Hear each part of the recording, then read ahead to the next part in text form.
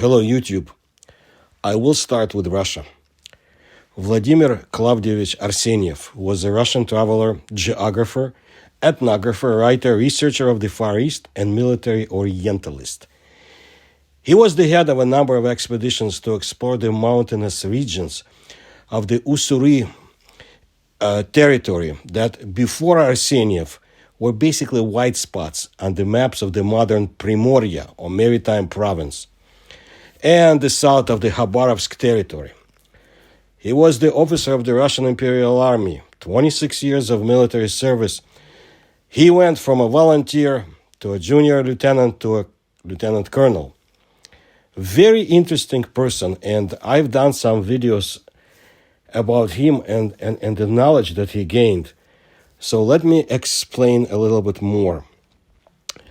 Very interesting that from 1911 to 1915, Arsenyev personally led several secret expeditions to combat the Hungus, Chinese bandits, illegal immigrants, and forest poachers.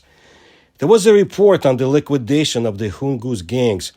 I don't remember the exact number of bandits he caught, but it was in the hundreds.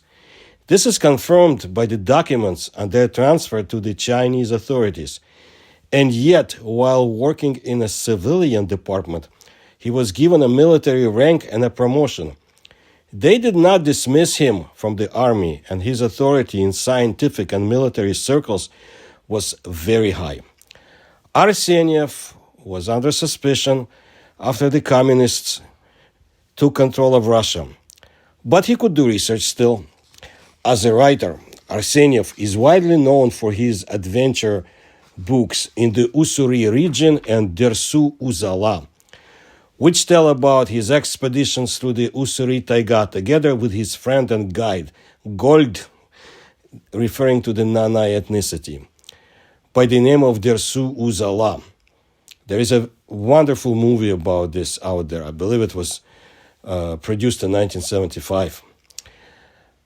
After Arsenyev passed away in 1930, his wife, Margarita Nikolaevna Arsenyeva, was persecuted by the communist authorities. Ironically, the late Arsenyev was considered by the KGB of the time to be the head of the Japanese intelligence in Russia. He was suspected of colluding with the Chinese and Japanese.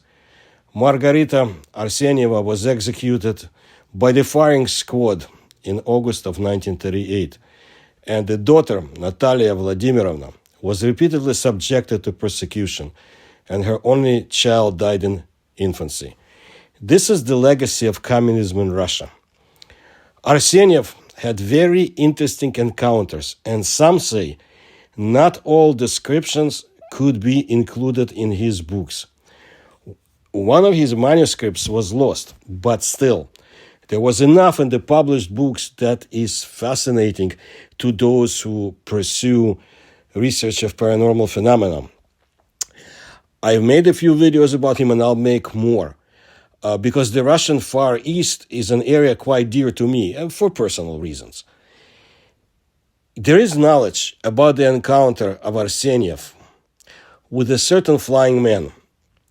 I provided details a few years ago, but the research into this phenomenon continues to the extent possible, of course, like this account. So, what did the traveler actually see on the banks of the Taiga, boreal forest, river Gobeli? To begin with, Arsenyev's encounter with the alleged flying man is described in his book In the Mountains of Sikhote-Alin. This work was written following an expedition that lasted from June 1908 to January 1910. The expedition consisted of Arsenyev, 4 of his assistants, and a Chinese guide, Zhang Bao. The expedition was guarded by several soldiers and Kazakhs of the Ussuri Kazakh army. Arsenyev's encounter with this unknown creature occurred at the confluence of the Gobeli River with the Anui River, a tributary of the Amur River, in the territory of the modern Khabarovsk territory. So Arsenyev and his dog Alpa were walking along the bank of the Gabili River. This is from the book. The Alpa bristled and growled, and after that someone quickly rushed to the side, breaking the bushes. However, he didn't run away, but stopped nearby and froze in an expectant pose. We stood there for a few minutes. In vain I peered into the forest trying to find out who I was dealing with, but the thicket was so impenetrable, and the fog was so thick that even the trunks of large trees could not be seen. Then I bent down, picked up a stone, and threw it in the direction where the unknown beast was standing. At that time, something happened that I did not expect at all.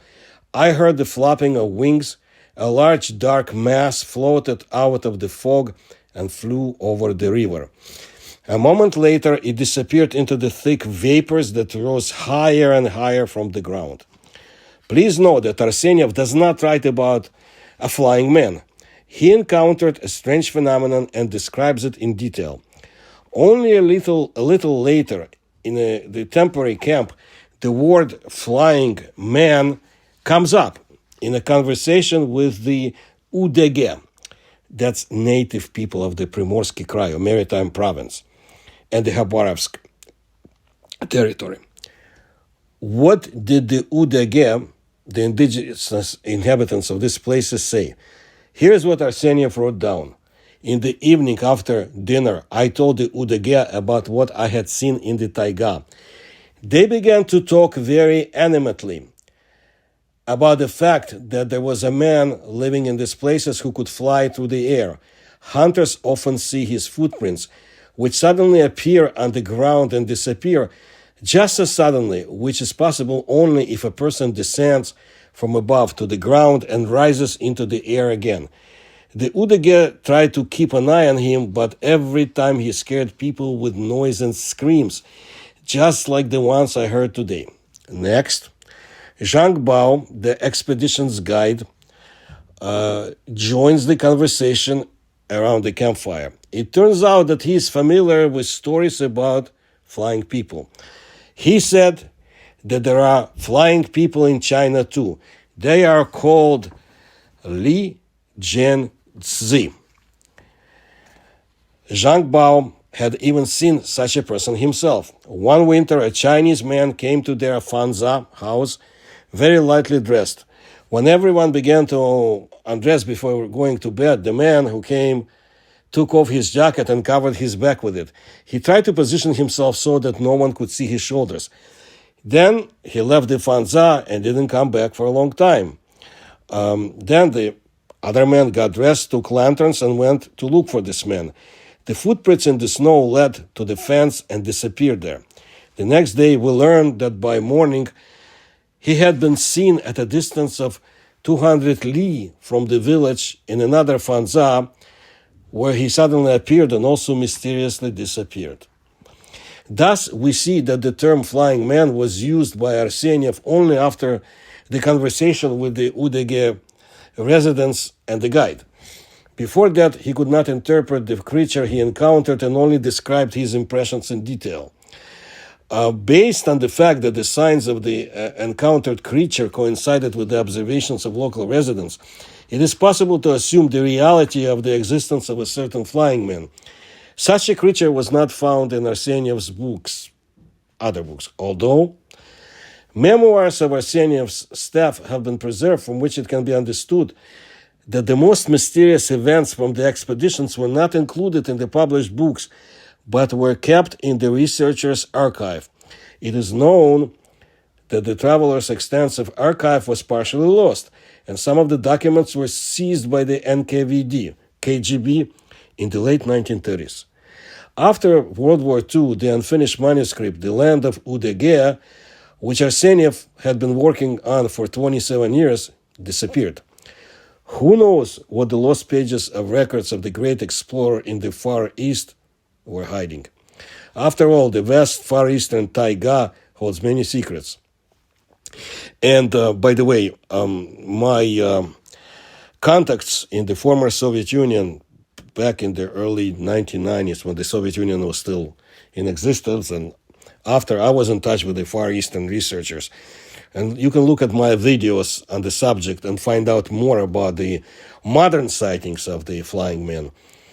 But here's what else I wanted to bring to your attention from another source.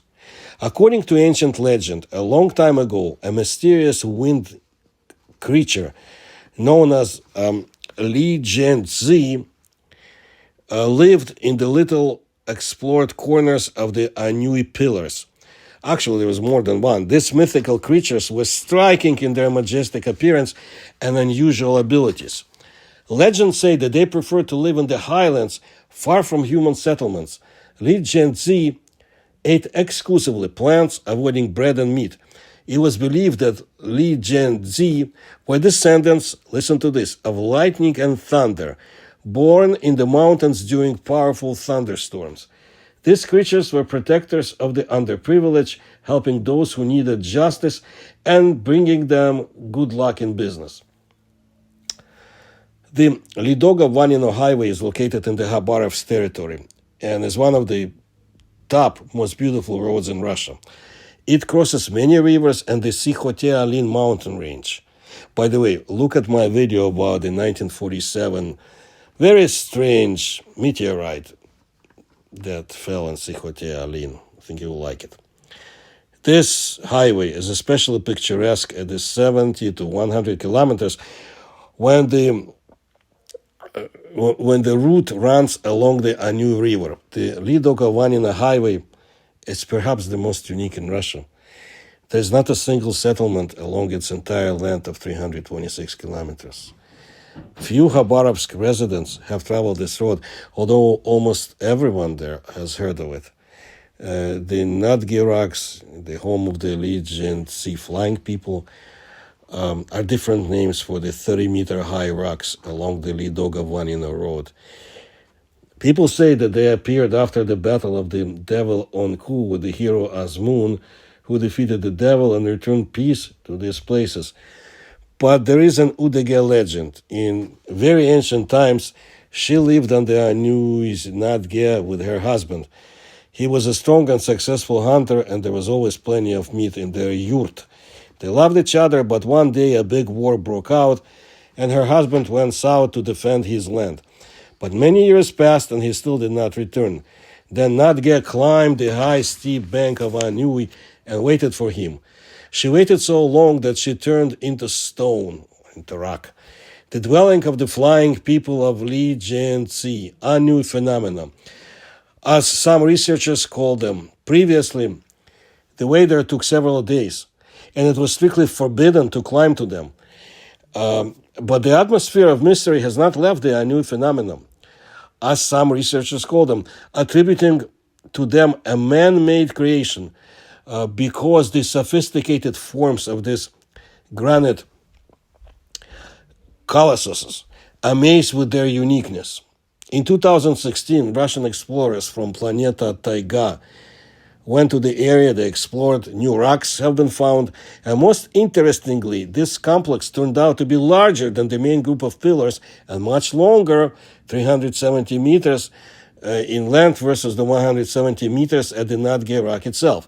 The height of the rocks exposed by the project, according to preliminary estimates, also exceeds the height of the Nadge rocks, more than 30 meters. The most amazing thing is that these rocks are not marked on any map. They are located about 5 kilometers from the Nadge rocks in the middle reaches of the Pyausa stream. It is an inaccessible place surrounded by burnt forest and steeply sloping hills. Very, very interesting, and possibly one of the sites on this planet where truly paranormal could be found. I like the legend of how these flying people were born. Very descriptive. Reminds one of descent of a spacecraft, maybe celestial warfare. We can only guess right now, but I will bring you more of Arsenyev's experiences. I have that. And do know that not long ago in Russia, they were able to purchase some of the missing documents that he had and writings from his one surviving relative. And I'm sure we'll find some other things once they're published. So that's what I wanted to let you know today. And if you like my research, please support me through the links you'll find in the description to this video. Please tell others about my work. Please make sure that you're notified when you subscribe to my videos when the new ones come. Thank you for your attention to my work.